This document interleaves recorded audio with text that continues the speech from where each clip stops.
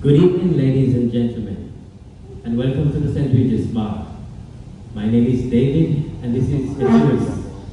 We are butlers here. Tonight we will take you back to a tradition that dates back to some 200 years.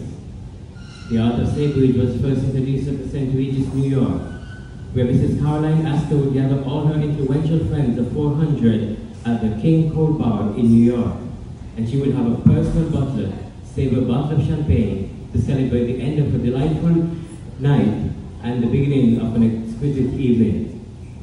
This tradition dates back to the Napoleonic era, when Napoleon Bonaparte himself would ride on horseback over to Madame Veuve Clerk, and he would save a bottle of champagne to impress the lady and her friends.